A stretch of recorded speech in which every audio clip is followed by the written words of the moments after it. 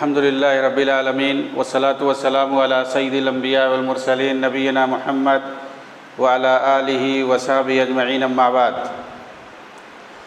اعوذ باللہ من الشیطان الرجیم بسم اللہ الرحمن الرحیم وَأَنَّ هَذَا صِرَاطِي مُسْتَقِيمًا فَاتَّبِعُوهُ وَلَا تَتَّبِعُوا السُّبُلَ فَتَفَرَّقَ بِكُمْ عَنْ سَبِيلِهِ ذَلِكُمْ وَصَّاكُمْ بِهِ لَعَلَّكُمْ تَهْتَدُونَ۔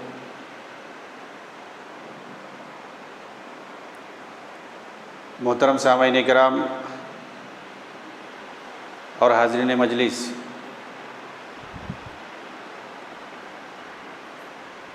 آج کی اس محفل میں آپ کے سامنے کتاب و سنت کی روشنی میں کچھ دین کی باتیں عرض کریں گے۔ ہمارے لیے دین اسلام پر چلنے کی خاطر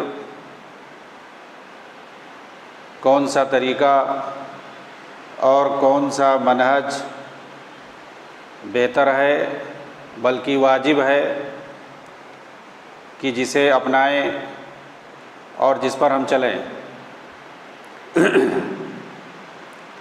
اور وہ کون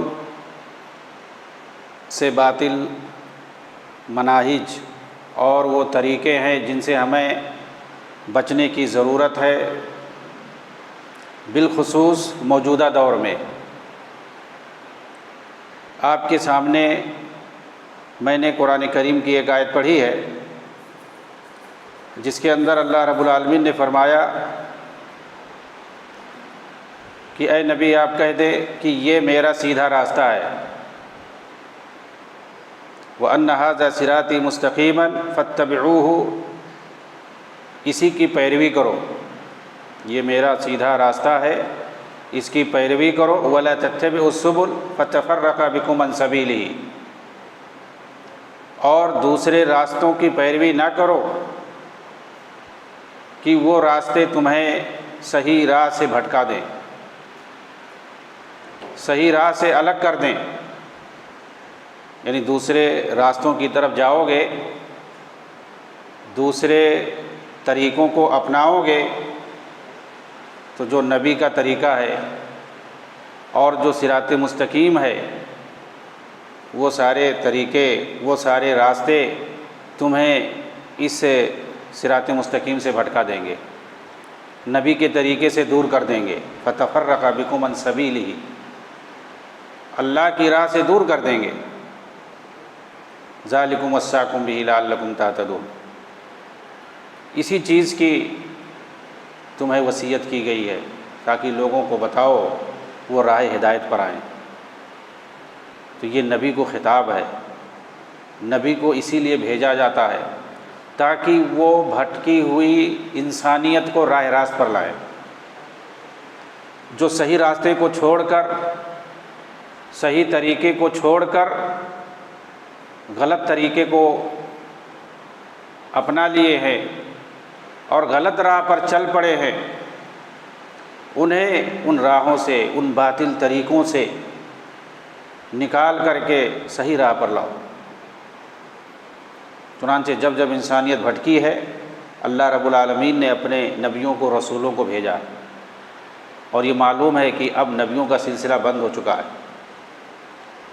آخری پیغمبر جناب محمد الرسول اللہ صلی اللہ علیہ وسلم کے بعد اب کوئی نبی نہیں آئے گا، اور علماء جو ہیں یہ انبیاء کے وارث ہیں، یہی امت کے اندر لوگوں کو صحیح راستہ بتائیں گے۔ نبیوں کا جو منہج تھا اور ان کی جو ذمہ داری تھی، علماء کے اوپر یہ ذمہ داری ہے کہ وہ نبیوں کے طریقوں کو بتائیں اور ان کے منہج کو واضح کریں۔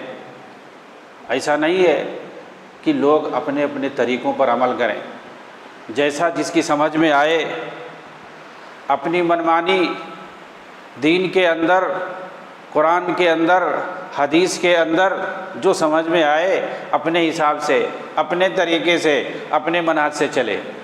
ایسا نہیں ہے، اللہ تعالیٰ نے دین کو بھیجا ہے تو ساتھ میں منہج اور طریقہ بھی بتایا ہے، اور رسولوں کے بھیجنے کا مقصد یہی ہے، کیونکہ اللہ کا جو دین ہوتا ہے، نبی جو اللہ کا دین لے کر آتے ہیں، اللہ کی کتاب لے کر کے آتے ہیں، تو وہ عمل کر کے بتاتے ہیں، اور اسی کو طریقہ اور منہج کہتے ہیں۔ ایسا نہیں ہے کہ دین پر خود ہی عمل کر لینا ہے۔ اگر ایسا ہوتا تو اللہ تعالیٰ کو رسولوں کو بھیجنے کی ضرورت نہیں پڑتی، وہ کتاب نازل کر دیتا، اس کو پڑھ کے اسی پہ تمہیں عمل کرنا ہے۔ کسی رسول کو بھیجنے کی ضرورت نہ ہوتی، لیکن رسولوں کو بھیجنے کا مقصد یہی ہے تاکہ وہ دنیا والوں کو بتائیں کہ یہ جو اللہ کا دین ہے، اس کی جو یہ شریعت لے کر کے میں آیا ہوں، اس پر عمل کیسے کرنا ہے۔ صلو کما رأیتمونی اصلی، اللہ کے رسول فرماتے تھے تم نماز اسی طریقے سے پڑھو جیسے میں پڑھتا ہوں۔ خذوا عنی مناسککم، حج اور عمرے کے جو طریقے ہیں اس کو اسی طریقے سے ادا کرو جیسے میں ادا کرتا ہوں، مجھ سے سیکھو۔ تو اللہ کے رسول صلی اللہ علیہ وسلم دین پر عمل کر کے بتاتے تھے، اور صحابہ کرام دیکھ کر کے اسی طریقے سے عمل کرتے تھے۔ یہی اسٹائل ہے، یہی طریقہ ہے دین کا، اور یہی منہج ہے۔ تو جیسے دین پر عمل کیا ہے نبی پاک صلی اللہ علیہ وسلم نے، اور صحابہ نے جس طریقے سے نبی سے دین کو سیکھا ہے، عمل کرتے ہوئے دیکھا ہے، اور پھر اس کے بعد صحابہ نے جیسے عمل کیا ہے، اسی طریقے سے ہمیں دین پر عمل کرنا ہے، اور یہ واجب ہے، ضروری ہے۔ اگر ہم نبی کے طریقے کو اور صحابہ کے طریقے کو چھوڑ دیں گے اور اپنی منمانی عمل کریں گے تو وہ کبھی بھی کامیاب نہیں ہو سکتے، ہم کبھی بھی نہیں کامیاب ہو سکتے۔ دین کے اندر کوئی منمانی نہیں ہے، بلکہ نبی کا طریقہ ضروری ہے۔ آپ دیکھیں جو افتراق والی حدیث ہے، بہت ہی اہم حدیث ہے، ہر کوئی اپنے اپنے حساب سے اس کو بیان کرتا ہے اور سمجھنے کی کوشش کرتا ہے۔ افتراق والی حدیث سے مراد یہ ہے جس کے اندر یہ آیا ہے کہ یہ امت جو ہے 73 فرقوں میں بڑھ جائے گی، مشہور ہے۔ افترقت الامت، افترقت الیہود علی 71 فرقہ، وافترقت النصارى علی 72 فرقہ، کہ یہودی 71 فرقوں میں، نصارہ 72 فرقوں میں، وستفترق امتی علی 73 فرقہ، اور میری امت جو ہے 73 فرقوں میں بڑھ جائے گی۔ کلھا فی النار الا واحدہ، قالوا من یا رسول اللہ، قال ما انا علیہ واصحابی۔ اللہ کے رسول نے فرمایا وہ سب جہنمی ہوں گے سوائے ایک کے۔ صحابہ نے فوراً پوچھا اللہ کے رسول وہ کون لوگ ہوں گے؟ جو لوگ جنت میں جائیں گے وہ کون لوگ ہوں گے؟ تو آپ نے کیا فرمایا؟ ما انا علیہ الیوم و اصحابی، یہ وہ لوگ ہوں گے جو اس طریقے اور منہج پر قائم ہوں گے جس پر آج میں ہوں اور میرے صحابہ ہیں۔ دیکھیں یہ بہت اہم ہے۔ تو یعنی کامیابی کا جو انحصار ہے، جو بنیاد ہے، وہ دین کو صرف اپنانے پر نہیں ہے، دین پر عمل کرنے پر نہیں ہے، بلکہ دین کو اپنا کر اسی طریقے سے دین پر عمل کرنا جیسے نبی صلی اللہ علیہ وسلم نے عمل کیا ہے اور جس طریقے سے صحابہ نے عمل کیا ہے۔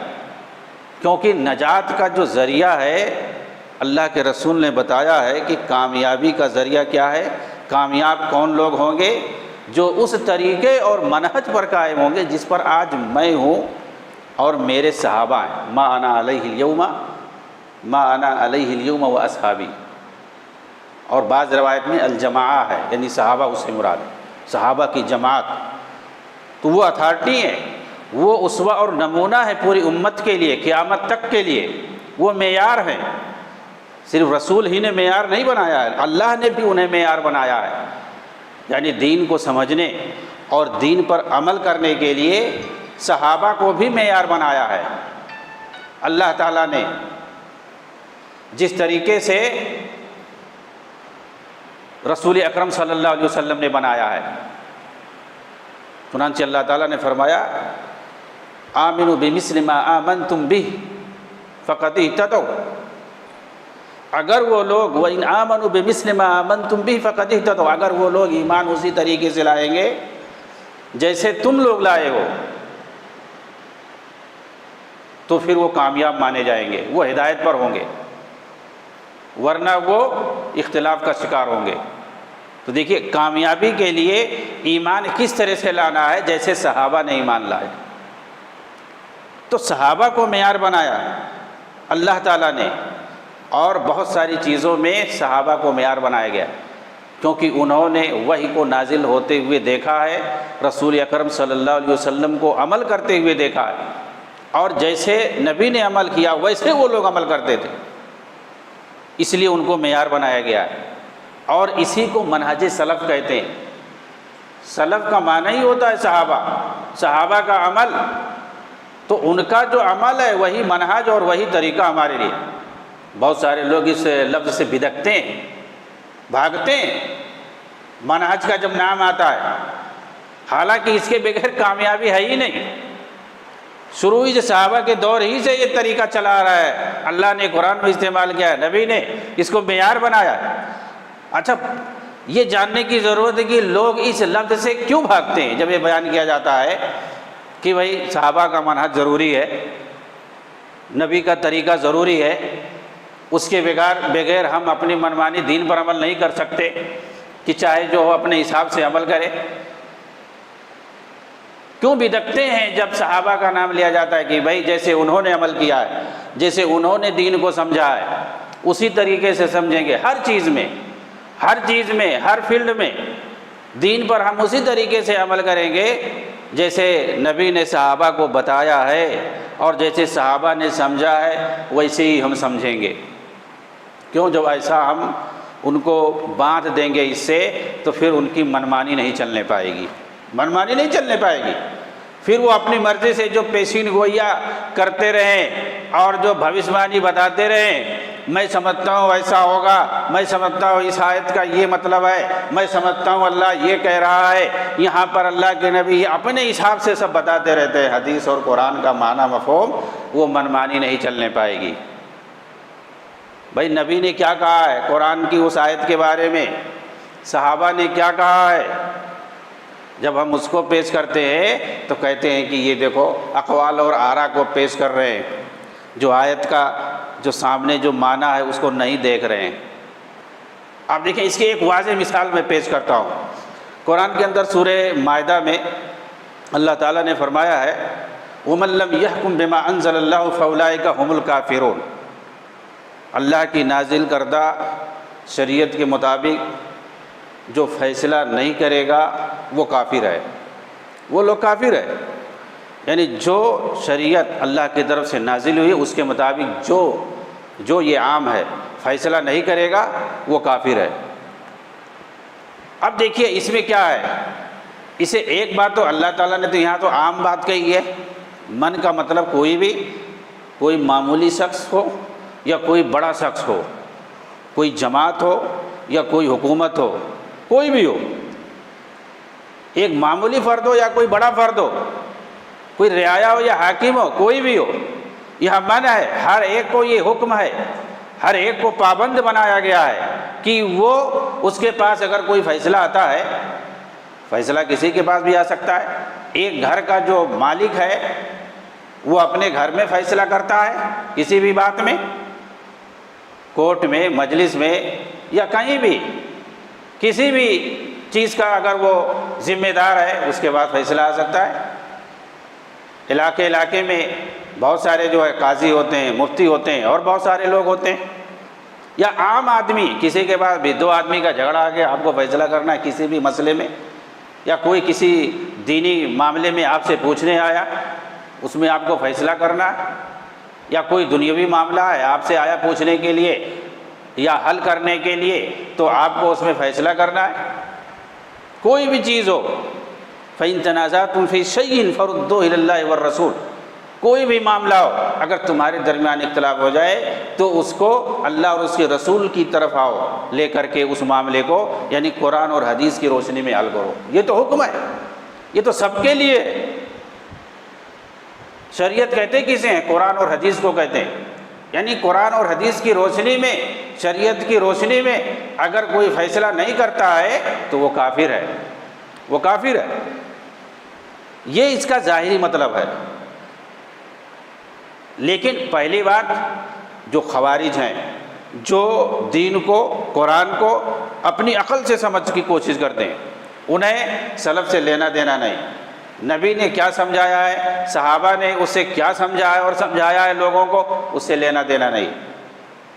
انہیں اپنے منہج اور اپنے فکر کو رائج کرنا ہے اور دوسروں پر مسلط کرنا ہے، اس کے حساب سے وہ قرآن کو استعمال کرتے ہیں، قرآن پہ عمل نہیں کرتے ہیں، اس کو استعمال کرتے ہیں۔ اب کہیں گے دیکھو اللہ تعالیٰ نے کہا ہے کہ جو عمل نہیں کرے گا وہ کافر ہے، اس کا مطلب یہ ہے کہ ساری جو حکومتیں ہیں سب کافر ہیں، تو وہ صرف حکومت کو مراد لیتے ہیں، حکمرانوں کو مراد لیتے ہیں۔ بھائی تم حکمرانوں کو مراد کیوں لو؟ یہاں پر کہاں حکمران اللہ تعالیٰ نے کہا ہے؟ حکمرانوں کو کہاں یہاں مراد لیا خاص طور سے؟ یہاں تو من کا سیگا ہے، کوئی بھی ہو سب کوئی پابند ہے۔ مطلب یہ ہے کہ جو حاکم ہو صرف شریعت کا پابند وہی ہے، اور باقی تم آزاد ہو، تم کیسے بھی رہو، تمہارے بچے کیسے بھی رہیں، تمہارے بچے یورپ امریکہ میں جائیں، کیسے بھی عائش کریں، اور تم جو ہے لوگوں کو بیوقوف بناؤ آیت پڑھ کے قرآن کی کہ دیکھو اس سے مراد حکمران ہے، وہ لوگ شریعت نافذ نہیں کرتے وہ کافر ہے۔ قرآن کہہ رہا ہے وَمَن لَّمْ يَحْكُم بِمَا أَنزَلَ اللَّهُ فَأُولَٰئِكَ هُمُ الْكَافِرُونَ، سب کفار ہے، سب طاغوت ہیں، ہو گیا۔ لیکن یہ دیکھنے کی ضرورت نہیں، قرآن جس پر نازل ہوا ہے اور جنہوں نے دیکھا اور اس کو سمجھا انہوں نے کیا کہا؟ جو ترجمان القرآن ہے سیدنا ابن عباس رضی اللہ تعالیٰ عنہ، آپ کسی بھی تفسیر کی کتاب اٹھا کے دیکھ لو، تفسیر طبری ہے، ابن کثیر ہے، ساری تفسیر، اس آیت کو پڑھو، اس کا مطلب کیا بتایا ہے، وہاں پر ابن عباس رضی اللہ تعالیٰ عنہما کا قول ضرور ملے گا کہ یہاں پر اللہ تعالیٰ نے کیا کہا ہے۔ یہاں جو ہے لکھا ہے انہوں نے کہ یہاں کفر اصغر مراد ہے، وہ کفر مراد نہیں ہے جس سے انسان دائرہ اسلام سے خارج ہو جاتا ہے۔ کفر اصغر کا مراد یہ ہوا کہ گناہ کبیرہ ہے، یعنی اگر کوئی شریعت کے مطابق فیصلہ نہیں کرتا ہے تو گویا وہ گناہ کبیرہ کا ارتکاب کر رہا ہے، جیسے اور بہت سارے گناہ کبیرہ ہوتے ہیں۔ اور حضرت علی رضی اللہ تعالیٰ عنہ نے جب ابن عباس رضی اللہ تعالیٰ عنہما کو بھیجا تھا خوارج سے مناظرہ کرنے کے لیے جنگ نہروان کے موقع پر، تو انہوں نے بھی یہی شبہ پیش کیا تھا، اسی آیت کو پیش کیا تھا، اور انہوں نے اعتراض حضرت علی پر کیا تھا، حضرت معاویہ پر کیا تھا۔ اس وقت کے خوارج نے اسی آیت کو پیش کر کے حضرت علی اور حضرت معاویہ پر اعتراض کیا تھا کہ ان لوگوں نے اللہ کی شریعت کے مطابق فیصلہ نہیں کیا ہے، نعوذ باللہ۔ اس وقت کے خوارج نے اسی آیت کو پڑھا تھا، حضرت ابن عباس رضی اللہ تعالیٰ عنہما کے سامنے انہوں نے یہ آیت پڑھی، کہا دیکھو اللہ نے کہا وَمَن لَّمْ يَحْكُم بِمَا أَنزَلَ اللَّهُ فَأُولَٰئِكَ هُمُ الْكَافِرُونَ۔ جب ابن عباس نے کہا کہ تم لوگ کیوں خروج کی ہو، تم لوگ کیوں لڑنا چاہتے ہو حضرت علی کے خلاف، حکومت کے خلاف تم لوگ بغاوت کیوں کرنا چاہتے ہو؟ 12,000 کی فوج انہوں نے اکٹھا کر لی تھی حضرت علی سے لڑنے کے لیے نہروان کے موقع پر۔ جب حضرت ابن عباس نے سوال کیا، ان کے بہت سارے اعتراض تھے، اس کی تفصیل میں ہم نہیں جاننا چاہتے ہیں۔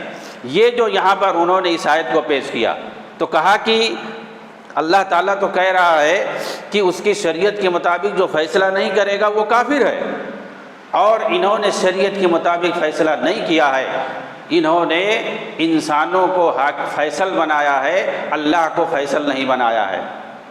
جب وہ تحکیم کا واقعہ پیش آیا تھا، ابو موسیٰ اشعری رضی اللہ تعالیٰ عنہ اور عمرو بن عاص رضی اللہ تعالیٰ عنہما کو یہ فیصلہ دیا گیا تھا، ان کو یہ اختیار دیا گیا تھا کہ تم دونوں فیصلہ کر کے جو صلح کرو گے وہی مان لیا جائے گا۔ تو انہوں نے اس چیز کو اختلاف کے طور پر پیش کیا کہ انہوں نے یعنی معاویہ اور علی رضی اللہ عنہما نے قرآن کے مطابق فیصلہ کرنے کے بجائے انسانوں کو کیوں فیصل بنا دیا ہے؟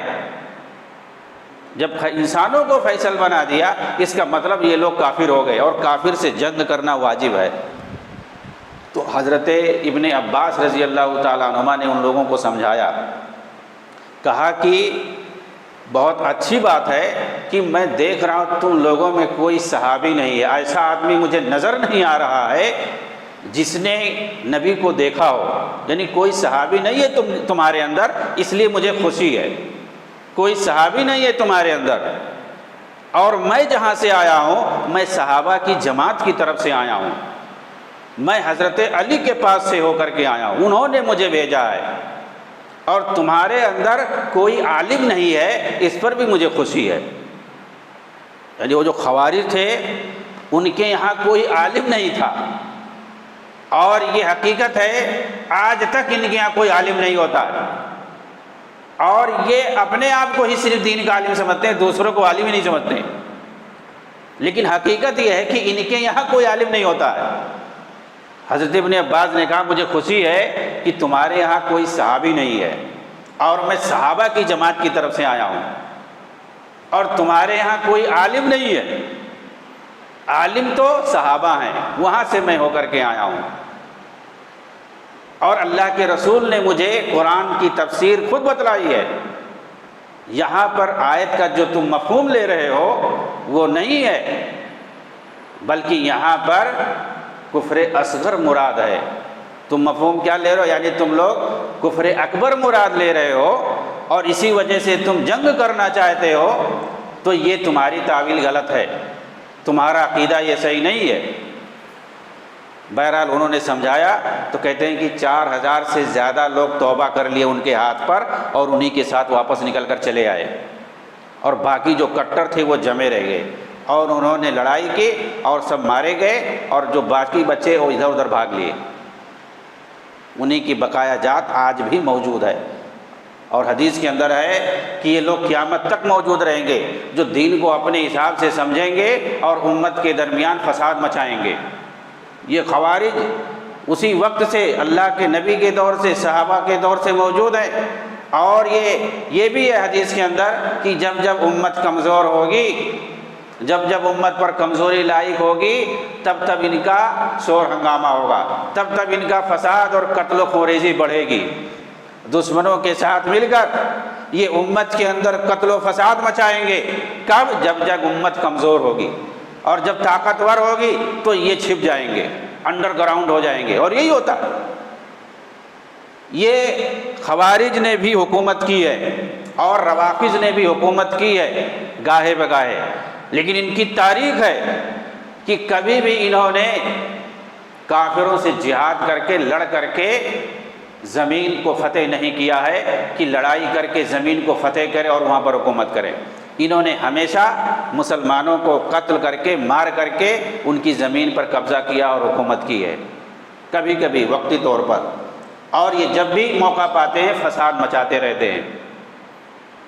تو یہ میں مثال میں بتا رہا تھا کہ یہ اپنے منمانی جو ہے قرآن کو سمجھنے کی کوشش کرتے ہیں، صحابہ نے کیا کہا ہے، نبی نے کیا کہا ہے، ان کو اس کی ضرورت نہیں ہوتی ہے۔ اور جب ہم یہ کہتے ہیں کہ منہج سلف کے مطابق، فہم سلف کے مطابق ہمیں سمجھنا چاہیے، جیسے نبی نے سمجھا، جیسے صحابہ نے سمجھا، اسی طریقے سے ہمیں سمجھنا چاہیے۔ یہ آیت کا مفہوم جو تم بتا رہے ہو، یہ حدیث کا مفہوم جو تم بتا رہے ہو، کیا صحابہ نے اس کو ایسے ہی سمجھا ہے؟ ہم جب تفسیر میں جا کر کے دیکھتے ہیں، صحابہ کے اقوال میں جا کر کے دیکھتے ہیں، نبی کی حدیثوں میں جا کر کے جب ہم دیکھتے ہیں، ہمارے سامنے حدیثوں کے انبار ہیں، صحیح بخاری ہے، صحیح مسلم ہے، ابو داؤد ہے، ترمذی ہے، نسائی ہے، حدیث کی بہت ساری کتابیں ہیں۔ ہر کتاب میں آپ کو کتاب الامارہ ملے گا، کتاب الجماعہ ملے گا، کتاب الجہاد ملے گا، اس کو کیوں نہیں پڑھتے ہو؟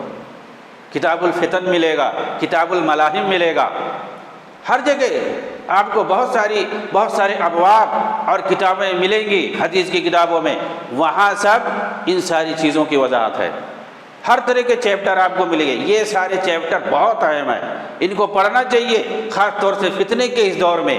کتاب الملاحم، کتاب الفتن، کتاب الجماعہ، کتاب الجہاد اور کتاب الامارہ، کہ کیسے جو ہے رعایا اور حکام کا آپس میں کیسے دینی تعامل ہونا چاہیے، ہر ایک کے کیا حقوق ہیں، یہ کتاب الامارہ کے اندر، صحیح بخاری ہو، صحیح مسلم ہو، خاص طور سے صحیح مسلم کے اندر بتلایا گیا ہے۔ لیکن یہ لوگ ان ابواب کے سامنے ان چیپٹر کو کھولتے ہی نہیں ہیں، اس لیے آپ دیکھیں نبی صلی اللہ علیہ وسلم کے بعض صحابہ کو سمجھ میں نہیں آیا، قرآن کی ایک آیت ہے الذین آمنوا ولم یلبسوا ایمانہم بظلم اولئک لہم الامن وہم مہتدون، کہ جو لوگ ایمان لائے اور ایمان لانے کے بعد انہوں نے ظلم نہیں کیا وہی لوگ ہدایت پر ہوں گے۔ الذین آمنوا ولم یلبسوا ایمانہم بظلم، ایمان لانے کے بعد جنہوں نے ظلم نہیں کیا وہی لوگ ہدایت پر ہوں گے۔ بعض صحابہ نہیں سمجھ پائے تو وہ بڑے پریشان ہوئے، کہنے لگے اینا لم یظلم نفسہ، کون ہم میں جو اپنے حق پہ ظلم نہ کر۔ ظلم تو ہر انسان کرتا ہے، چاہے اپنے اوپر یا دوسرے کے اوپر، انسان تو ظالم ہی پیدا ہوا، کچھ نہ کچھ تو ظلم اس سے سرزد ہوتا ہی ہے۔ گناہ کا ہونا یہ بھی ظلم ہے، تو انسان سے غلطی ہو رہی ہے، ظلم ہے وہ، تو انسان تو ظالم ہی ہے، کچھ نہ کچھ وہ تو ظلم کرتا ہی ہے۔ تو یہ کیسے ہو پائے گا کہ انسان ظلم نہ کرے؟ تو پھر تو وہ فرشتہ ہو جائے گا۔ تو اللہ کے رسول سے سمجھنے کے لیے گئے، یہ نہیں کہ اپنے حساب سے اپنے منمانی اس کو سمجھنے کی کوشش کی، اللہ کے رسول سے وہ سمجھنے کے لیے گئے کہ اللہ کے رسول یہاں پر ظلم سے کیا مراد ہے، ہم میں تو ہر کوئی ظالم ہے۔ تو اللہ کے رسول نے کہا جو تم سمجھ رہے ہو وہ مراد یہاں نہیں ہے۔ کیا تم نے لقمان علیہ السلام کا وہ قول نہیں پڑھا جو اپنے بیٹے کو نصیحت کرتے ہوئے انہوں نے کہا تھا یا بنی لا تشرک باللہ ان الشرک لظلم عظیم، اے میرے بیٹے شرک نہیں کرنا کیونکہ یہ بڑا ظلم ہے۔ یہاں ظلم سے مراد شرک ہے، مطلب یہ ہے کہ ایمان لانے کے بعد جنہوں نے شرک نہیں کیا وہ ہدایت پر ہوں گے، وہ امن یافتہ ہوں گے، قیامت کے دن انہیں امن یافتہ کہا جائے گا، یعنی وہ امن و امان میں رہیں گے، انہیں کوئی تکلیف نہیں ہوگی۔ تو اس کے بعد صحابہ کے سمجھ میں آئے، تو اسے پتہ کیا چلا، اگر ہمیں کہیں کنفیوژن ہو دین کے کسی بھی مسئلے میں، اگر ہمیں کنفیوژن ہو تو ہمیں علماء سے پوچھنا چاہیے، اپنا معنی نہیں نکالنا چاہیے خود سے اور سمجھ لینا چاہیے۔ جو معتبر علماء ہیں ان سے ہمیں جا کر کے سمجھنا چاہیے، جو کتاب و سنت کو صحیح سے سمجھا سکیں اور جو نبی صلی اللہ علیہ وسلم کا فہم رکھتے ہوں اور صحابہ کا فہم رکھتے ہوں، یعنی نبی کے اقوال اور صحابہ کے اقوال کی روشنی میں وہ قرآن اور حدیث کی تشریح کرتے ہوں، ان سے ہمیں سمجھنا چاہیے۔ لیکن جو صرف پیشین گوئی کرتے ہوں، اپنی منمانی بتاتے ہوں کہ میں سمجھتا ہوں، میری رائے یہ ہے، ایسا ہونا چاہیے ویسا ہونا چاہیے، ایسے لوگوں کے پاس نہیں جانا چاہیے۔ جو قرآن کی حدیث میں، قرآن و حدیث کی روشنی میں جو دین کی تشریح کریں، صحابہ کے اقوال کی روشنی میں، صحابہ اور سلف کے منہج کی روشنی میں جو دین کی تشریح کرتے ہوں ان کے پاس ہمیں جانا چاہیے۔ تو یہ منمانی جو کرنے والے ہیں، یہی جو ہے منہج سلف کا نام لینے سے، نبی کا طریقہ بتانے کی وجہ سے اور صحابہ کا جب طریقہ اور منہج ہم بتاتے ہیں تو یہ لوگ بدعتے ہیں، ان کو بڑی تکلیف ہوتی ہے کیونکہ یہ اس منہج سے دور ہوتے ہیں، بھٹکے ہوتے ہیں، اور ان کا جو اپنا، ان کی جو اپنی فکر ہے، اپنی جو سوچ ہے، پھر ان کی وہ فکر اور سوچ باطل ٹھہرے گی، سلف کے منہج کے سامنے اس کی کوئی حیثیت نہیں رہ جائے گی۔ آپ دیکھیے اسی روشنی میں موجودہ دور میں بہت ساری اس طرح کی باطل تنظیمیں پیدا ہوئیں اور انہوں نے دین کی تشریح منمانی کرنا شروع کی، جن کی وجہ سے موجودہ دور میں امت کے اندر کس طرح کی فسادی تنظیمیں پیدا ہوئیں اور امت کے اندر انہوں نے تباہی اور بربادی کی ایک تاریخ رقم کر دی ہے کہ آپ اگر دیکھیں گے اسلامی تاریخ میں تو اس قدر آپ قتل اور غارت گری نہیں دیکھیں گے کہ موجودہ دور میں جتنا ان لوگوں نے کیا ہے، چاہے وہ مصر کے اندر کالعدم تنظیم اخوان المسلمین ہو جو 1928 کے اندر پیدا ہوئی تھی، اور چاہے بر صغیر کے اندر 1941 کے اندر جماعت اسلامی نام کی تنظیم ہو جو ہندوستان کے اندر پیدا ہوئی تھی۔ ان لوگوں کی سوچ اور فکر نے، اگر آپ دیکھیں گے سید قطب انہوں نے کیا کہا ہے کہ ہمیں ایک ایسی گروہ پیدا کرنا چاہیے جو موجودہ دور کا جو جاہلی نظام اور سسٹم ہے، یہ نبی کے دور سے بھی زیادہ جہالت میں پڑی ہوئی ہے۔ اس سے ہمیں بالکل الگ تھلگ ہو کر کے رہنا چاہیے، اور پھر اس کے بعد اس پر واجب ہے کہ اس نظام باطل کو ختم کر دے، جڑ سے اکھاڑ دے۔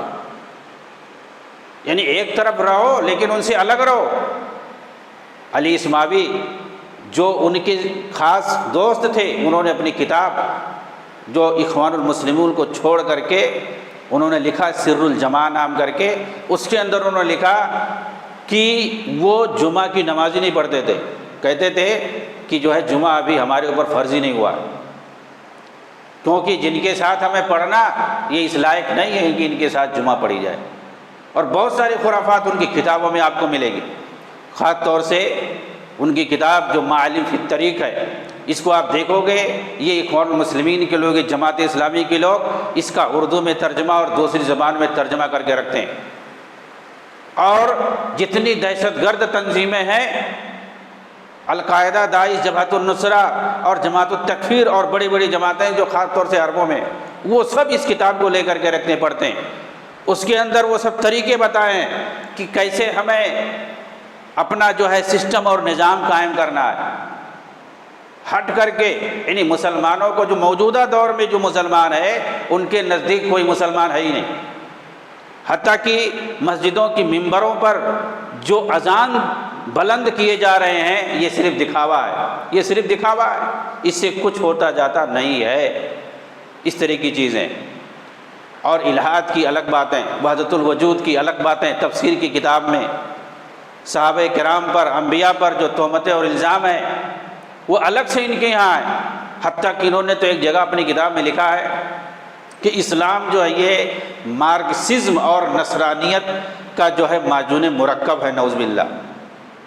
مارکسزم کیا؟ اشتراکیت۔ کارل مارکس سے یہ بڑے متاثر تھے کہ یہ جو ہے غریبوں کا بڑا ہمدرد ہے، ایسا ہے ویسا ہے۔ کہا مارکسزم اور نصرانیت ان دونوں کا مکسچر ہے اسلام، نعوذ باللہ۔ اسلام ان لوگوں کا محتاج ہے؟ اسلامی نظام کیا مارکسزم کا، اشتراکی نظام کا محتاج ہے؟ نصرانیت کا محتاج ہے؟ تو یہ سب کیا ہے؟ ان لوگوں کو چھپاتے ہیں، ان کی ساری باتوں کو۔ حضرت ابو سفیان رضی اللہ تعالیٰ عنہ، ان کو کہا کہ یہ تو منافق تھے، منافق تھے، ان کے دل کے اندر ایمان داخل ہی نہیں ہوا تھا، زبان سے انہوں نے اسلام قبول کیا تھا، نعوذ باللہ۔ ارے تم دیکھنے گئے تھے؟ ابو سفیان رضی اللہ تعالیٰ عنہ اسلام لانے کے بعد انہوں نے اللہ کے رسول کے ساتھ جو محبت کا اظہار کیا، اور اسلام لانے کے بعد اسلام کے لیے اپنے آپ کو جس طریقے سے قربان کر دیا پوری زندگی، اور نبی صلی اللہ علیہ وسلم نے جو دیکھا ان لوگوں کی محبت کو، ان کو، ان کے بیٹوں کو جہاں جیسا دیکھا لگا دیا۔ خود ابو سفیان رضی اللہ تعالیٰ عنہ کو نجران کا گورنر بنا کے بھیج دیا، ان کے بیٹے معاویہ رضی اللہ تعالیٰ عنہ کو اپنا کاتب بنا لیا، کاتب وحی بنا لیا، اور ان کے دوسرے بیٹے یزید بن ابی سفیان ان کو جو ہے محصل بنا دیا۔ اگر معتمد نہ ہوتے، قابل اعتماد نہ ہوتے، منافق ہوتے تو اللہ کے رسول یہ بڑے بڑے عہدے دیتے اور ایسی امانت داری والا عہدہ دیتے؟ منافق کی تو نشانی ہے کہ وہ امانت میں خیانت کرتا ہے، وہ جھوٹ بولتا ہے، وہ سب و شتم کرتا ہے، وعدہ خلافی کرتا ہے، امانت میں خیانت کرتا ہے، یہ تو نشانیاں ہیں۔ تو اللہ کے رسول ایسے لوگوں کو اتنا بڑا بڑا عہدہ دیتے؟ تو یہ اس بندے نے ابو سفیان رضی اللہ تعالیٰ عنہ کو کہا وہ تو منافق تھے، نعوذ باللہ، وہ جو ہے زبان سے انہوں نے اسلام قبول کیا تھا، ان کی کتابوں میں لکھا ہوا۔ انہوں نے نبی صلی اللہ علیہ وسلم کے ساتھ خیبر میں لڑائی کی، ان کی ایک آنکھ جو ہے ضائع ہو گئی، شہید ہو گئی خیبر کی لڑائی میں، اور دوسری آنکھ ان کی ضائع ہو گئی تھی جنگ یرموک کے اندر۔ حضرت عمر بن خطاب رضی اللہ تعالیٰ عنہ کے دور حکومت میں جو لڑائی ہوئی تھی، انہوں نے اپنے تمام لڑکوں کو سامنے خطاب کیا تھا کہ اللہ کی راہ میں تم لوگ قربان ہو جاؤ، انہوں نے ابھارا تھا اپنے بچوں کو لڑنے کے لیے جنگ یرموک کے اندر، جنگ قادسیہ کے اندر، جو حضرت عمر رضی اللہ تعالیٰ عنہ کے دور میں عراق کے اندر ہوا تھا، جنگ قادسیہ۔ وہ جب تک زندہ رہے اپنے آپ کو دین اسلام کے لیے فدا کر دیا، اور آخری عمر میں وہ نابینا ہو گئے تھے۔ ان کی دونوں آنکھیں کہاں جو ہے شہید ہوئی تھیں؟ اللہ کی راہ میں جہاد کرتے ہوئے۔ ایسے لوگوں کو، ایسے صحابہ کو جنہوں نے اپنی زندگی کو اسلام لانے کے بعد اسلام کے لیے وقف کر دیا، اسلام کے لیے نچھاور کر دیا، ان پر جو ہے تان و تشنیع ہی نہیں، ان کو کافر کہتے ہیں۔ یعنی جو روافض نے بھی نہیں کہے ہوں گے وہ سید قطب نے کہا۔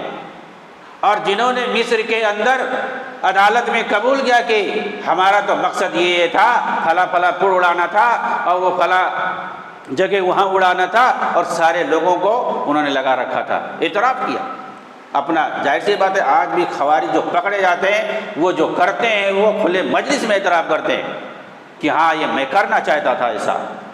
حضرت علی کو جس خارجی نے شہید کیا تھا اس نے کہا تھا کہ میں نے جو کیا ہے میں نے صحیح کیا ہے، اس کو نیکی سمجھ کے کیا ہے، اس کو نیکی سمجھ کے کیا ہے، اور میں اللہ کے یہاں کامیاب ہو جاؤں گا، میں شہید ہوں، اگر مارو گے تو میں شہید ہو جاؤں گا۔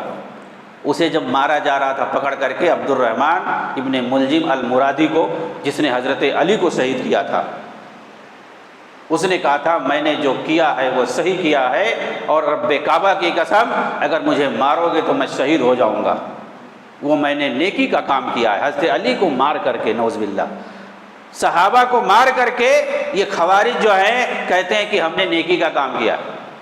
تو سید قطب نے عدالت کے سامنے اعتراف کیا تھا اپنے تمام جرائم کو نیکی اور ثواب سمجھ کر کے کہ میں نے یہ سب کام کیا ہے، اور ایسا ایسا میں کرنا چاہتا تھا، کہاں کہاں لوگوں کو لگا دیا تھا بم سے اڑانے کے لیے، جگہ جگہ۔ یہ تمام جو ہے ان کی فائلیں سے بتائی نہیں جاتی ہیں، سب کچھ لکھا ہوا ہے، سب کچھ ریکارڈ میں ہے، اس کا آپ کو اردو میں ترجمہ کر کے نہیں بتایا جائے گا، ایک ایک سے کتاب ہے، سب لکھا ہوا۔ وہ جیپ کانڈ میں کیسے جو ہے ان کا پورا ریکارڈ پکڑا گیا ان لوگوں کا،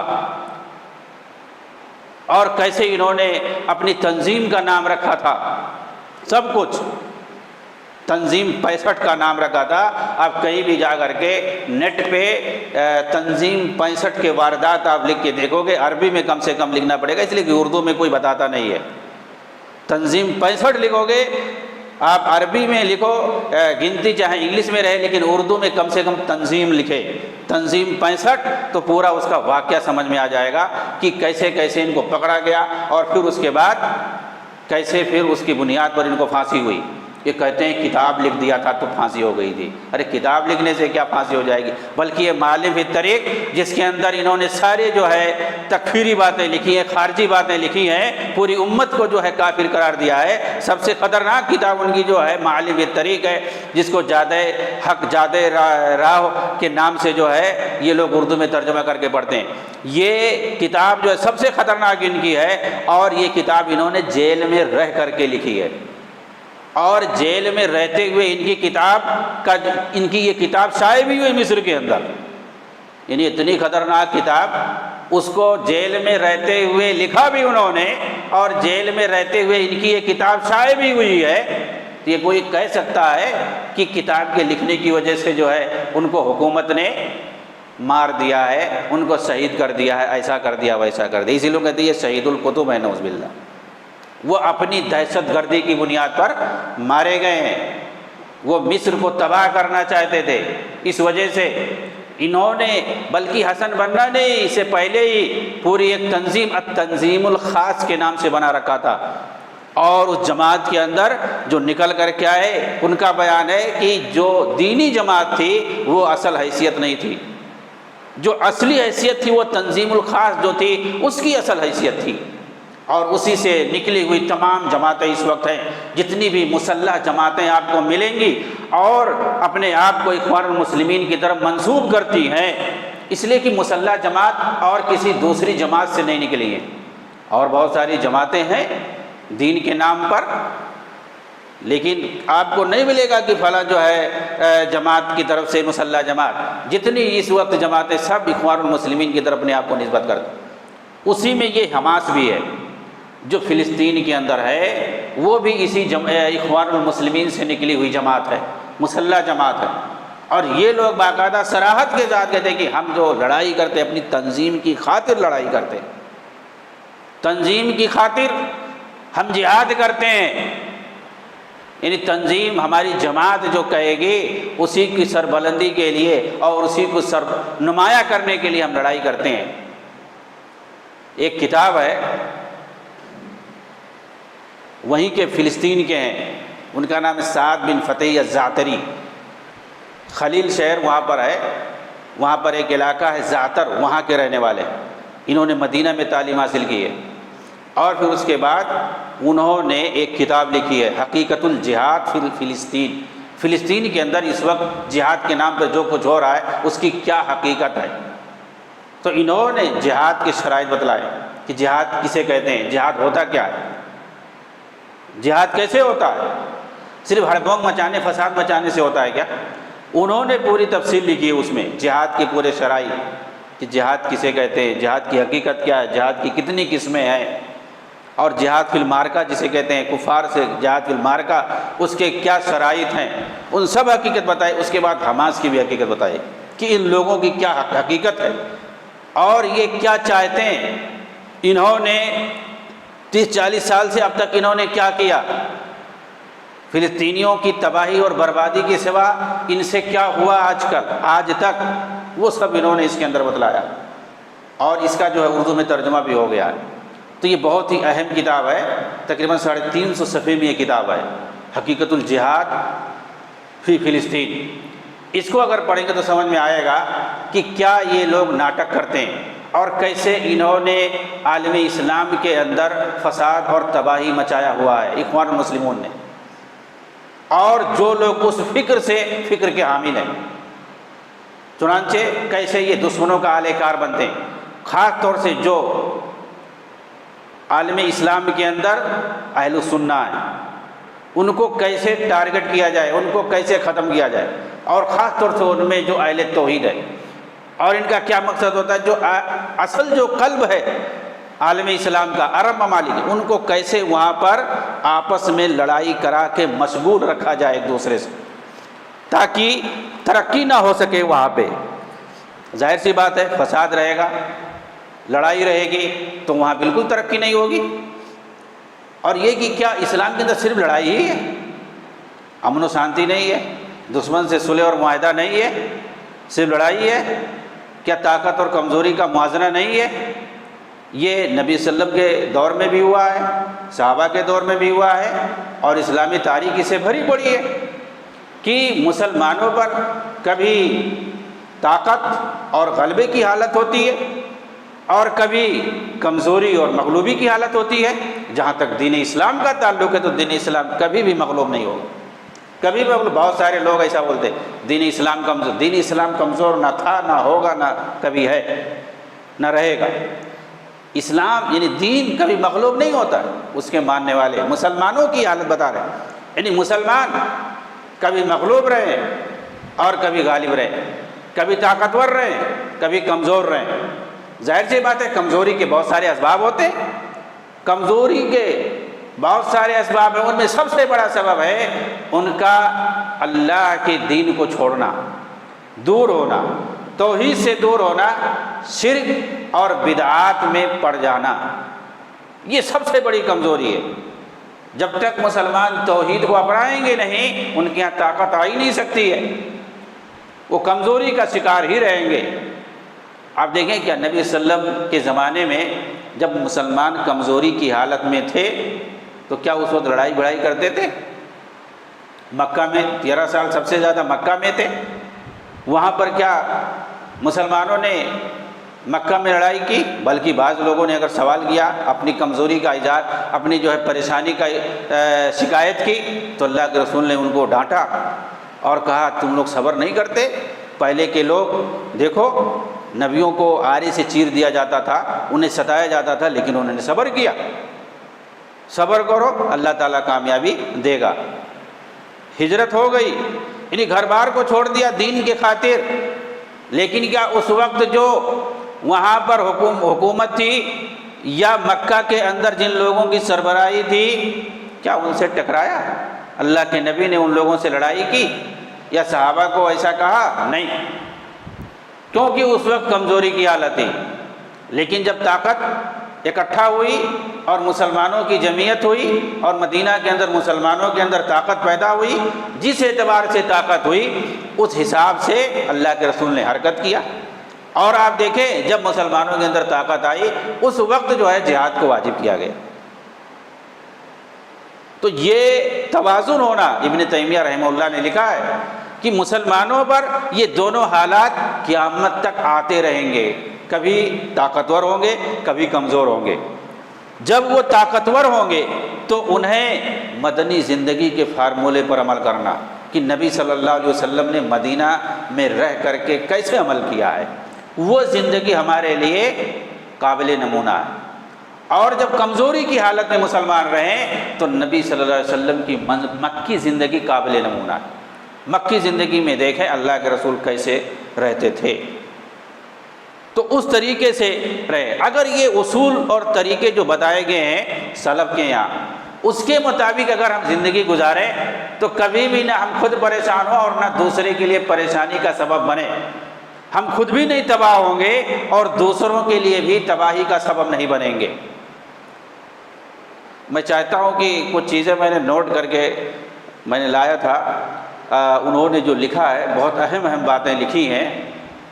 یہ سعد بن فتح الزعتری نے مدینہ میں انہوں نے تعلیم حاصل کی ہے اور اس کے بعد وہ جا کر کے فلسطین میں وہاں پہ دعوت اور تبلیغ کا کام وہ کرتے تھے۔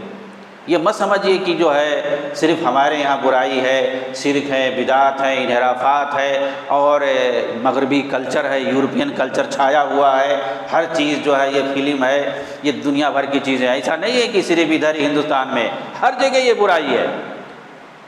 فلسطین کے بارے میں پتہ نہیں کیا کیا لوگ سوچتے ہوں گے، وہاں جا کر کے انہوں نے دعوت و تبلیغ کا کام کیا اور لکھا، کہا کہ ہمارے یہاں جو برائی ہے شاید کہ دنیا میں کہیں ہوگا۔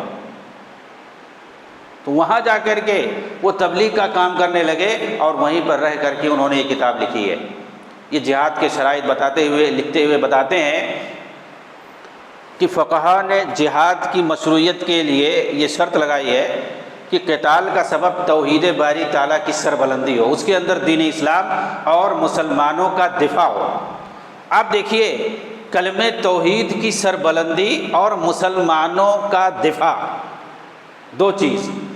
اس کے بعد انہوں نے لکھا ہے، ہم تفصیل میں نہیں جائیں گے، حدیث کی روشنی میں یہ سب باتیں انہوں نے لکھی ہیں کہ مسلمانوں کا دفاع اور توحید کی سربلندی۔ توحید کی سربلندی کئی حدیثوں میں ہے کہ جس کا مقصد یہ ہے اللہ کی راہ میں جہاد کرنے کا کہ کلمہ توحید سربلند ہو تو وہ اصل جہاد کرنے والا ہے۔ لیکن اگر کوئی کسی کا مقصد یہ نہیں ہے، کوئی عصبیت کی بنیاد پہ لڑ رہا ہے، کوئی بہادری کی بنیاد پہ لڑ رہا ہے، کوئی زمین کی بنیاد پہ لڑ رہا ہے، کوئی خاندان کی بنیاد پہ لڑ رہا ہے، تو وہ اللہ کی راہ میں جہاد کرنے والا نہیں ہے۔ کہا فلسطین میں جو جہاد ہو رہا ہے نا، یہ توحید کی سربلندی کے لیے تو نہیں ہے، باقی دوسرے مقاصد کے لیے ہیں، باقی دوسرے مقاصد کے لیے ہیں۔ احمد یاسین جو حماس کے سربراہ تھے، انہوں نے باقاعدہ کہا میڈیا کے سامنے کہ یہودی جو ہیں، یہودیوں سے ہمیں کوئی اختلاف نہیں، وہ ہمارے بھائی ہیں۔ ہماری لڑائی ان لوگوں سے جنہوں نے زمین چھینی ہے حکومت سے ہے، ہماری زمین جنہوں نے چھینی ہے ہم اس کے لیے لڑ رہے ہیں۔ اسی طریقے سے جیسے ایک بھائی ہمارا سگا بھائی اگر ہماری زمین چھین لیتا تو ہم اس سے بھی لڑائی کرتے، ویسے ہی ہم ان لوگوں سے لڑ رہے ہیں جنہوں نے ہماری زمین چھینی ہے۔ ہمیں یہودیوں سے کوئی نفرت نہیں ہے، ان سے ہمیں کوئی عداوت اور بغض نہیں ہے، نعوذ باللہ۔ یعنی ایک دم جہالت والی بات، یہ بالکل جہالت والی بات ہے۔ پہلی بات بھائی یہودیوں سے تو بغض اور نفرت رکھنا ہی چاہیے، اور دشمن وہ سب سے کٹر دشمن ہیں مسلمانوں کے۔ قرآن کہہ رہا ہے کہ سب سے بڑے دشمن مسلمانوں کے یہود ہیں، اور یہ کہہ رہے ہیں کہ وہ ہمارے دشمن نہیں ہیں، ہم جو ہے ان کو اپنا بھائی سمجھتے ہیں، ہمیں ان سے کوئی بغض نہیں، عداوت نہیں ہے۔ ہم تو لڑائی کر رہے ہیں ان لوگوں سے جنہوں نے ہماری زمینیں چھینی ہیں۔ ارے بھائی کون ہے؟ یہودی تو ہیں، اور کون ہے؟ انہوں نے تو چھینی ہے۔ ان لوگوں سے ہم لڑائی کر رہے ہیں۔ اور دیکھیے جہالت اس پر کہ جیسے اگر کوئی ہمارا سگا بھائی چھینا ہوتا ہماری زمین تو اس سے بھی ہم لڑائی کرتے۔ زمین کی بنیاد پر کسی کو قتل کر دو گے، یہ اسلام کہاں کہتا ہے؟ یعنی ایک زمین کا ایک ٹکڑا، اس کی وجہ سے تم اپنے سگے بھائی کو قتل کر دو گے، لڑائی کرو گے؟ یہ اسلام نہیں سکھاتا ہے کہ اگر کوئی جو ہے زمین تمہارا بھائی تم سے لے لڑ کر کے چھین لے تو اب تم اس کو جاؤ قتل کر دو۔ ارے تم کو قصاصاً قتل کیا جائے گا، لیکن جو زمین چھینا ہے اس کو قتل نہیں کیا جائے گا، شریعت میں ایسا حکم نہیں ہے۔ زیادہ سے زیادہ اس کو جیل ہوگا، اس کو تعزیری سزا ہوگی، اس کو حکومت واپس دلائے گی، اس کو جو ہے مارا نہیں جائے گا۔ لیکن اگر تم بھائی کو مار دو گے تو تم کو قصاصاً قتل کیا جائے گا، اور پھر آخرت میں جو سزا ہے وہ الگ سے، آخرت میں جو سزا ہے قتل کا وہ الگ سے ہے۔ یہ کیا کہہ رہے ہیں کہ اپنے مسلمان بھائی سے، سگے بھائی سے بھی میں قتال کرتا، لڑائی کرتا؟ تو یہ جاہل قوم ہے یہ لوگ، اور اسی لیے یہ لوگ فساد مچا رہے ہیں۔ یہ توحید کی بات ہے۔ اور جو انہوں نے کہا کہ جو ہے یہ مسلمانوں کے دفاع کے لیے، یہ دوسری شرط، جہاد جو ہوتا ہے مسلمانوں کے دفاع کے لیے ہوتا ہے۔ آپ دیکھیں جنگ یرموک کی بات میں نے کی تھی، وہ جو ہے نبی صلی اللہ علیہ وسلم کے زمانے میں ہوئی تھی۔ اللہ کے رسول نے بھیجا تھا لڑنے کے لیے، کس سے؟ رومیوں سے لڑنے کے لیے۔ اس میں عبداللہ بن رواحہ تھے، عبداللہ بن جعفر تھے، اور اسی طرح سے خالد بن ولید تھے۔ یہ لوگ گئے تھے لڑنے کے لیے، لیکن جو ہے مسلمانوں کی تعداد بہت کم تھی، 30,000 تھی، اور اس کے مقابلے میں کافروں کی تعداد، رومیوں کی تعداد بہت زیادہ تھی، کئی لاکھ تھی۔ تو ظاہر سی بات ہے چند ہزار تھے اور ادھر لاکھوں کی فوج ہے۔ بہرحال لڑائی کی، اور جو مسلمانوں کی طرف سے امیر تھے ایک ایک کر کے 2-3 شہید ہو گئے، عبداللہ بن رواحہ، جعفر، حضرت عبداللہ بن جعفر، اور اس طرح سے 2-3 لوگ ہو گئے۔ اس کے بعد جو ہے نمبر آیا خالد بن ولید کا۔ خالد بن ولید جب انہوں نے اپنے ہاتھ میں جھنڈے کو لیا تو اس کے بعد انہوں نے سوچا کہ جو ہے یہاں پر اپنے آپ کو ہلاکت میں ڈالنا ہے، جیت پانا بہت مشکل ہے۔ پھر انہوں نے حکمت عملی اختیار کی اور پیچھے اپنی فوج کو کئی حصوں میں بانٹ دیا اور ادھر ادھر کر دیا، اور دھیرے دھیرے میدان کو چھوڑ کے پیچھے جانے لگے۔ اور پھر اس کے بعد واپس آئے اور باہر سے جو کئی حصہ بنا دیا تھا ایک ایک کر کے آئے۔ تو ان لوگوں نے سوچا کہ لگ رہا ہے ان کے پاس مدد آ رہی ہے، باہر سے الگ الگ جماعتیں آ رہی ہیں، اس کا مطلب ان کو باہر سے مدد آ رہی ہے۔ تو وہ لوگ تھوڑا ٹھہر گئے اور میدان سے پیچھے وہ بھی ہٹ گئے۔ جب حضرت خالد نے دیکھا کہ دشمن جو ہے پیچھے ہٹ رہا ہے میدان سے، تو رات کے اندھیرے میں یہ اپنی پوری فوج لے کر کے وہاں سے بھاگ لیے، پوری فوج لے کر کے بھاگ لیے اور آ کر کے مدینہ پہنچ گئے۔ تو اللہ کے رسول نے کہا تم لوگوں نے فتح حاصل کی ہے۔ حضرت خالد نے کیا کیا؟ حکمت عملی کس لیے اپنائی ہے؟ دیکھیے میدان جنگ چھوڑ کر کے بھاگنا، اس کو جو ہے حرام بتایا گیا ہے کہ وہاں میدان جنگ نہیں بھاگ سکتے، لیکن یہ حکمت عملی مسلمانوں کا دفاع مقصود تھا، بچانا مقصود تھا۔ اللہ کے رسول نے فرمایا انتم الکرارون۔ کچھ لوگوں نے کہا یہ تو بھگیڑو ہیں، تو کہا نہیں یہ بھگیڑو نہیں، یہ مجاہد ہیں، اور کہا تم نے فتح حاصل کی ہے، مسلمانوں کا دفاع کیا ہے، مسلمانوں کی خون کی حفاظت کی ہے۔ خالد رضی اللہ تعالیٰ عنہ کی اللہ کے رسول نے تعریف کی۔ تو اصل مسلمانوں کا دفاع ہوتا ہے لڑائی سے۔ ابھی اگر جس کو ہم جہاد دفاع کہتے ہیں، دفاعی جہاد جسے کہتے ہیں، اس میں کیا ہوتا ہے؟ دفاع ہی ہوتا ہے۔ اگر دشمن جو ہے حملہ کرے مسلم ملک پر یا کسی شہر پہ، تو اس وقت جو ہے دفاعی پوزیشن میں مسلمان لڑتے ہیں، یا کوئی بھی ہوگا کہیں پر حملہ ہوگا تو آدمی اپنا دفاع کرے گا، ڈیفنس کرے گا بچنے کے لیے۔ تو اصل کیا ہے؟ مسلمانوں کا دفاع ہے، یہ نہیں کہ اپنے آپ کو ہلاکت میں ڈالنا ہے۔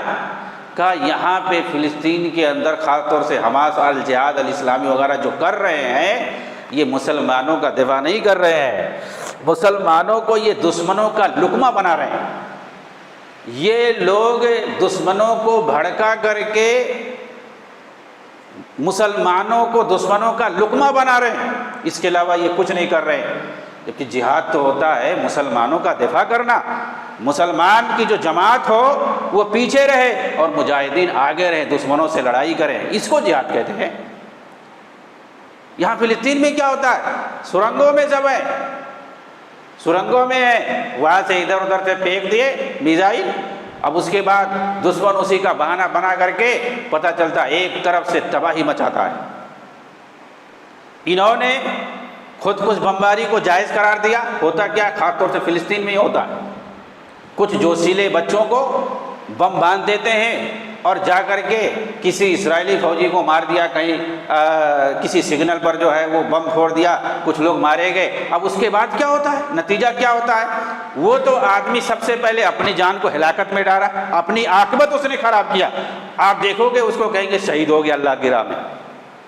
ارے بم باندھ کر کے اپنے جسم میں پھوڑنا، اپنے آپ کو قتل کرنا، اپنے آگ کو حوالے کرنا، آگ کے حوالے کرنا، اس کو شہادت کہیں گے؟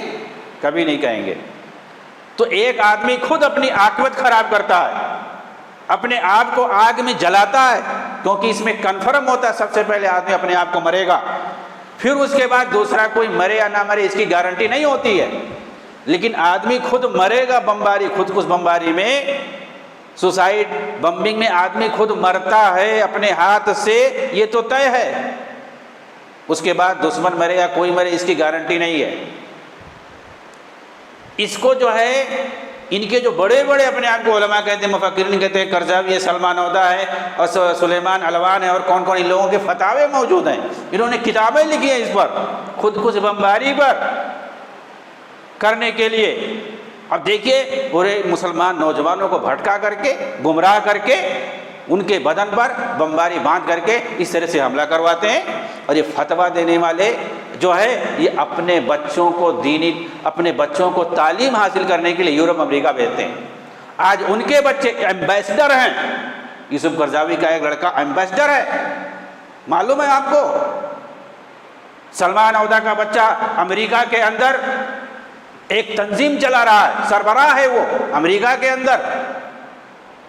یہ لوگ اپنے بچوں کو ایمبیسڈر بناتے ہیں، ایک ملک کا دوسرے ملک کے لیے سفیر بناتے ہیں۔ آپ جانتے ہیں ایمبیسڈر کی کیا اہمیت ہوتی ہے؟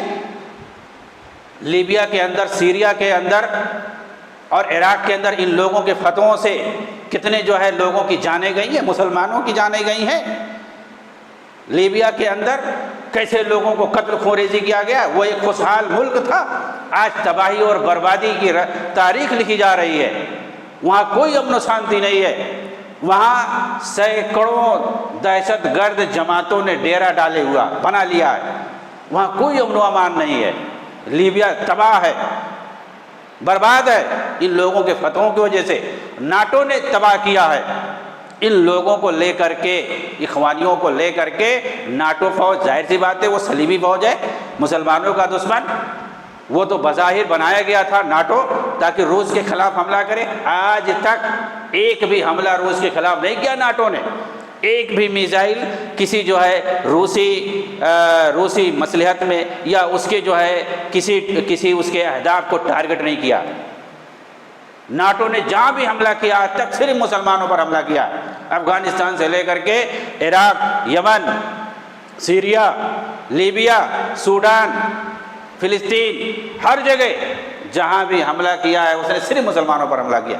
اور اس کے سب سے زیادہ اڈے آپ کو معلوم ہونا چاہیے ترکی میں، 24 اڈے، فوجی اڈے اس کے ترکی میں ہے، وہیں سے حملہ کرتا ہے ناٹو پورے مسلم ممالک پر۔ کہاں پہ ہے؟ ترکی کے اندر ہے۔ اور یہ اخوانیوں کا ترکی بہت محبوب ملک ہے، سارے وہیں بھاگ بھاگ کے جاتے ہیں، اور ناٹو وہیں پر ہے، 24 اڈے اس کے ہیں، اتنا اڈے نہ اس کے امریکہ میں نہ کسی یورپی ممالک میں، کیونکہ وہاں سے کہاں حملہ کریں گے؟ یورپی ملک میں اگر رہے گا تو مسلم ملک پر حملہ کیسے کریں گے؟ ترکی بالکل قریب ہے، بالکل بارڈر پر ہے، عرب ممالک کے بارڈر پہ ہے، وہیں سے وہ حملہ کرتے ہیں پوری مسلم ممالک پر۔ اور لیبیا کے اندر تو ان لوگوں نے تباہی مچائی ہے۔ تو یہ دشمنوں کے ساتھ مل کر کے مسلمانوں کو تباہ اور برباد کرتے ہیں۔ یہ کہا جہاد تو اصل ہوتا ہے بھئی مسلمانوں کو تحفظ دینا، مسلمانوں کا دفاع کرنا۔ لیکن یہ لوگ کیا کرتے ہیں، اس کا جو حواس کا جو ترجمان ہے موسیٰ ابو مرزوق، اس کا بیان ابھی بھی ریکارڈنگ میں ہے، ابھی جلد لیٹسٹ ریکارڈنگ ہے اس کا، ٹی وی پر اس نے ریکارڈنگ کیا، ایک سوال کا جواب دیتے ہوئے جب اس نے پوچھا کہ یہ جو 500 کلومیٹر لمبے سرنگ تم لوگوں نے بنا رکھے ہیں غزہ کے اندر، اس میں تو غزہ کے عوام کو کیوں نہیں تم جانے دیتے ہو حفاظت کے لیے، اپنے جان کے تحفظ کے لیے؟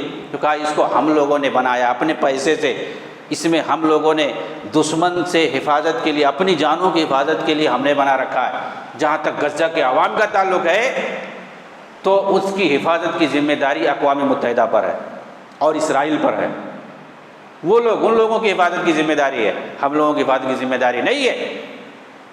تو یہ مت سمجھنا آپ لوگ کہ غزہ کی وہ لوگ نمائندگی کرتے ہیں، غزہ کی تباہی کی وہ تاریخ لکھ رہے ہیں۔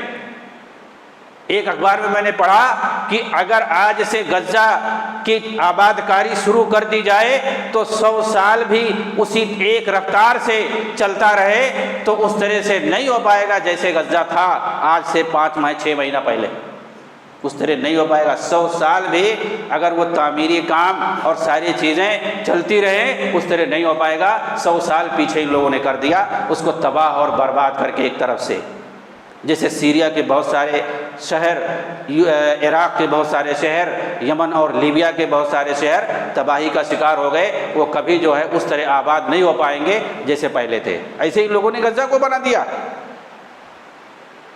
اور ان کو ان کے جو ہے قصیدہ خوانی بہت کرنے والے، حقیقت کچھ معلوم نہیں ہے، صرف میڈیا میں دکھاتے ہیں بھئی کون سامنے کون لڑنے والا ہے، کہاں فوج ہے، کیا ہے، کچھ پتہ نہیں ہے۔ سامنے صرف اور صرف نہتے معصوم عوام ہے جو ڈری سہمی ہے، بھاگتی پھر رہی ہے، ادھر ادھر ٹھکانہ لے رہی ہے اور وہ بمباری کا سامنا کر رہی ہے۔ آپ دیکھو گے یہی صرف آپ کو دکھائی دے گا اور کوئی وہاں لڑنے والا نہیں دکھائی دے گا، کوئی نہیں سامنے ہے۔ لیکن میڈیا میں آپ کو، سوشل میڈیا میں ایک ایک سے بڑے بڑے ہیرو اور جہاد مجاہد دکھائی دیتے ہیں۔ کوئی اگر اسٹوڈیو میں کھڑا ہو کر ریکارڈنگ کروا دیا، رومال پہن کر کے، چہرہ بند کر کے وہاں سے ریکارڈنگ کرواتا رہتا ہے، ایک ایک سے خوبصورت لباس اور خوبصورت اسٹوڈیو میں، سمجھتے ہیں کہ یہ سب جو ہے سامنے لگ رہا ہے کہ جہاد ہو رہا ہے، لیکن وہاں کی حالت جا کے دیکھو کیسی تباہ حالی ہے۔ تو یہ ان کی حقیقت ہے، یہ ان کے کچھ ٹارگٹ ہوتے ہیں، جیسے کیسے کرائے کے لوگ ہوتے ہیں، ان کو ایک جو سپاری دی جاتی ہے، ان کو ٹارگٹ دیا جاتا ہے، وہ اپنے مقصد کے لیے کام کرتے ہیں۔ آپ سمجھ لیں کہ جس طریقے سے انگریزوں نے یعنی برطانیہ نے اسرائیل کو عرب دنیا میں ایک خنجر گھونپا تھا 1948 کے اندر، اسی طریقے سے 1979 کے اندر فرانس نے ایک خنجر گھونپا ہے ایران کے اندر۔ یہ دونوں مل کر کے اندر جو ہے عالم عرب کو، عالم اسلام کو تباہ اور برباد کر رہے ہیں۔ آپ دیکھیں گے کہ یہ جو تباہی، یہ سارے ممالک جو تباہ ہوئے ہیں انہی لوگوں سے ہوئے ہیں، لیکن ان کا کچھ نقصان نہیں ہوا ہے، ان کا کوئی نقصان نہیں ہوا۔ اور ان کی طرف سے جو تنظیمیں بنائی جاتی ہیں دین کے نام پر، جہاد کے نام پر، لڑائی کے نام پر، جب تک ان کو نقصان پہنچانا ہوتا ہے، جس علاقے کو، جس ملک کو تباہ کرنا ہوتا ہے، وہاں پر ان کو ہیرو بنا کر دکھایا جاتا ہے۔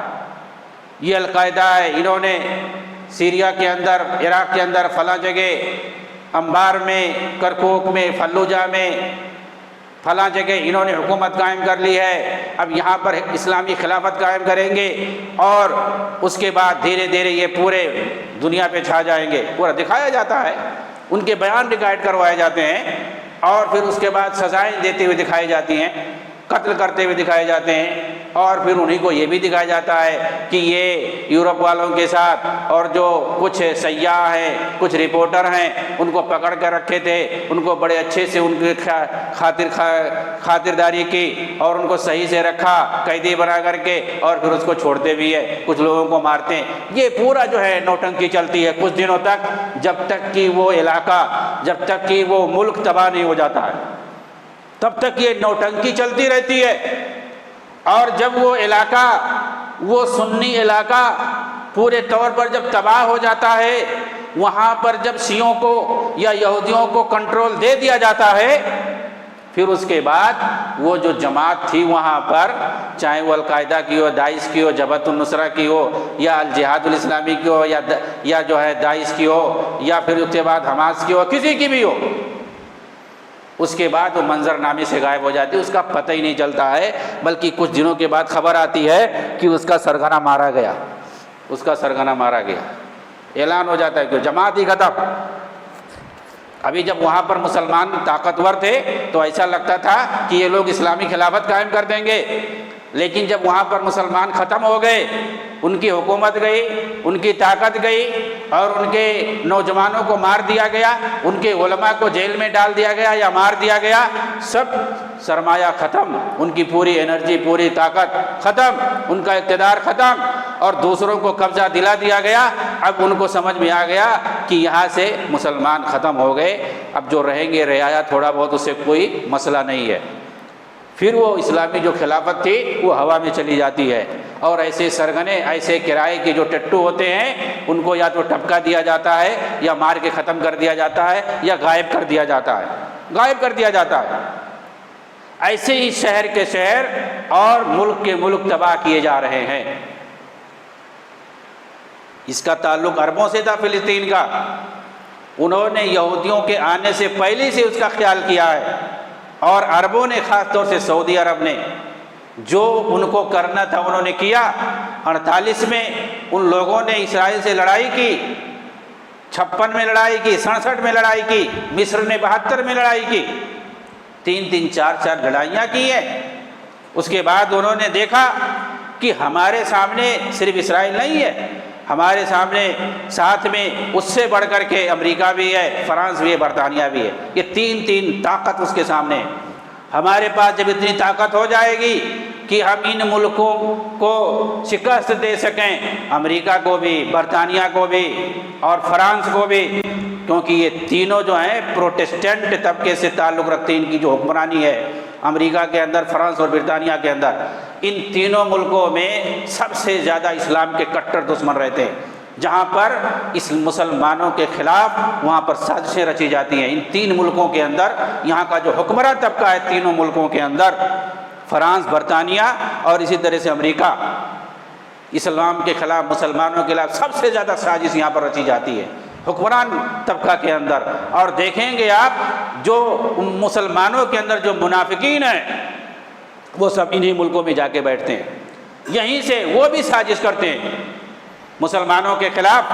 جتنے بھگڑے ہوتے ہیں، جتنے جو ہے مسلم ملکوں کے جو مخالف اور معارض سمجھے جاتے ہیں، سب بھاگ کر کے انہی ملکوں میں جاتے ہیں۔ کوئی امریکہ میں جاتا ہے، کوئی برطانیہ میں، لندن کے اندر، کوئی فرانس کے اندر، یہیں پہ بھاگ کے جاتے ہیں۔ ساری سازشیں اسلام کے خلاف یہی ملکوں سے ہوتی ہیں۔ عربوں نے اندازہ لگایا کہ اب لڑائی کرنے کا مطلب یہ ہے، اسرائیل کو ہرانے کا مطلب یہ ہے کہ ساتھ میں 4 ملکوں کو ہرانا پڑے گا۔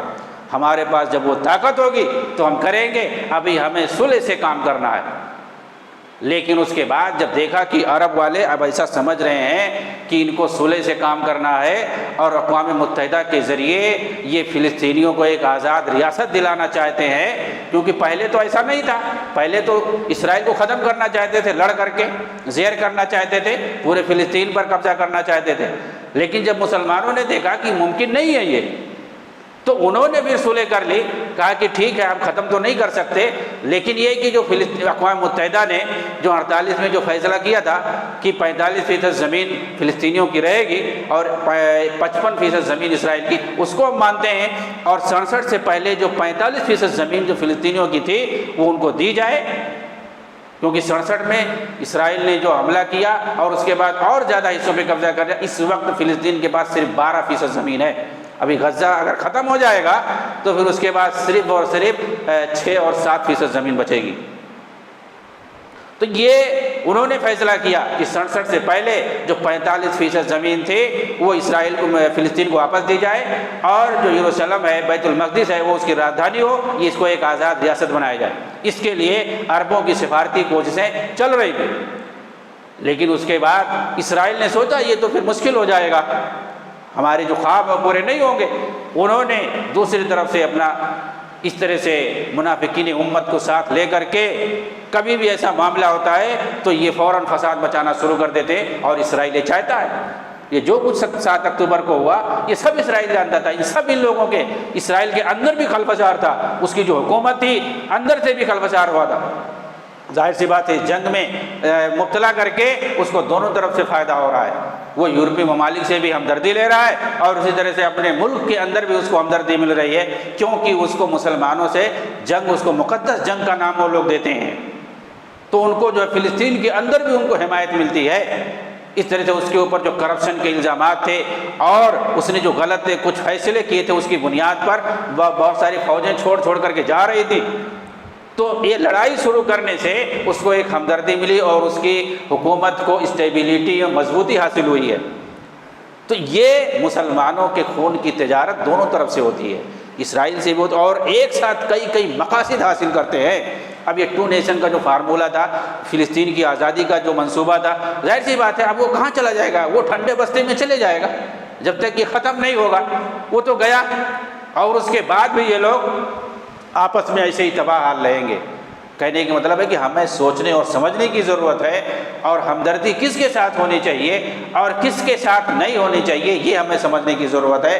صرف میڈیا میں جہاں پر 99% جو ہے جھوٹ پروسا جاتا ہے اور کوئی بھی سچی خبر صحیح سے دکھائی نہیں جاتی ہے، ایک دوسرے کے اہل توحید کی آپ سمجھ لیں 90% تو دشمن صرف مسلمانوں میں ہیں جو اہل توحید ہیں، موحدین کے اہل توحید کے دشمن 90% تو مسلمانوں ہی میں، جتنے مشرک ہیں، جتنے بدعتی، صوفی، خرافاتی اور جو منحرف قسم کے لوگ ہیں وہ اہل توحید کے دشمن ہیں، اور کافر دنیا تو ہے ہی دشمن، خود مسلمانوں میں 90% وہ کہاں سے جو ہے صحیح خبر ہمیں کہاں تک دکھائیں گے؟ تو ہمیں اصل جو حقیقت ہے اس کو سمجھنے کی ضرورت ہے۔ میں سمجھتا ہوں کہ اس کتاب کو اگر اردو میں ترجمہ کیا گیا ہے، اس کو یہاں پہ کوئی انگریزی میں ترجمہ کرے، کوئی ہندی میں ترجمہ کرے اور اس کے بعد پھیلائے، سمجھ میں آئے گا کہ وہاں پر کیا چل رہا ہے، اور جہاد کہتے کسے ہیں، اسلامی جہاد کسی کہتے ہیں، کیسے لوگ اسپلائٹ کرتے ہیں الفاظ کو، جہاد نام کے لفظ کو اسپلائٹ کرتے ہیں، اس کا غلط استعمال کرتے ہیں اور دوسروں کو سوچتے ہیں کہ یہ کچھ نہیں کر رہے ہیں۔ اللہ تعالیٰ ایسے منافق امت سے، ایسے لوگوں سے امت کو محفوظ رکھے، بچائے، اور مسلمانوں کے جان و مال کی حفاظت فرمائے۔ جہاں بھی مسلمانوں پر ظلم ہو رہا ہے اللہ تعالیٰ تو ان کی مدد فرما، اور جو دشمن ہیں اندر کے یا باہر کے ہوں اللہ تعالیٰ تو انہیں کیفر کردار تک پہنچائے۔ اللہ تعالیٰ ہم سب کی حفاظت فرمائے، ہمیں دین کی حقیقت سمجھنے اور ایسے منافقین کو ایکسپوز کرنے اور انہیں سمجھنے کی توفیق عنایت فرمائے۔ اللہ رب العالمین سے دعا ہے کہ اللہ تعالیٰ ہم سب کو جنت کے اندر جگہ عنایت فرمائے، آمین۔ وآخر دعوانا الحمدللہ رب العالمین، والسلام علیکم ورحمۃ اللہ وبرکاتہ۔